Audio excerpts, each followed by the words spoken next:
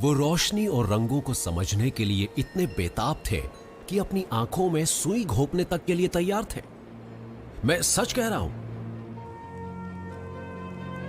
Newton तब शायद 20-25 की उम्र के थे, पर पहले ही मैथमेटिक्स की एक नई शाखा की नींव रख चुके थे।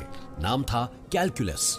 वो कई प्रयोग कर रहे थे जिनसे उन्हें पता चला कि रंग प्रकाश का एक पहलू है। न्यूटन पता लगाना चाहते थे कि हमें दिखने वाली कौन सी चीजें प्रकाश का हिस्सा हैं और किन्हें जन्म देती हैं हमारी नर्व्स। क्या रंग प्रकाश के अंदर छिपा होता है या फिर हमारी आंखों में?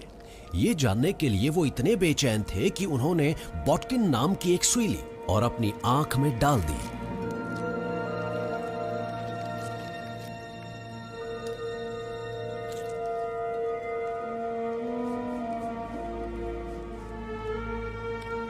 न्यूटन ने नोट किया कि रोशनी से भरे कमरे में अपनी आंखें बंद करके एक्सपेरिमेंट करने के बावजूद कुछ प्रकाश आई शटर यानी हमारे पपोटों से होकर गुजरता है और वो एक बड़ा और नीला सा सर्कल देख पा रहे थे।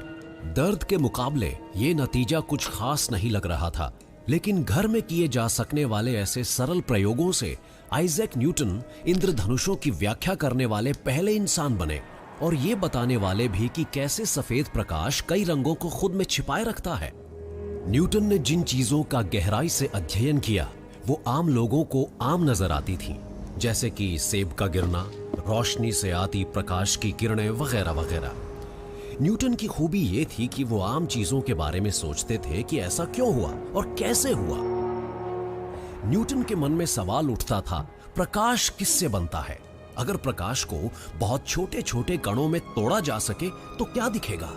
न्यूटन ने देखा कि रोशनी सीधी लाइनों में चलती है, वरना छायाओं के छोर कैसे दिखते? या फिर किसी बादल से होकर नीचे आने वाली सूरज की किरणें सीधी क्यों होती? या फिर सूर्य ग्रहण के दौरान पूरी तरह अंधेरा क्यों होता?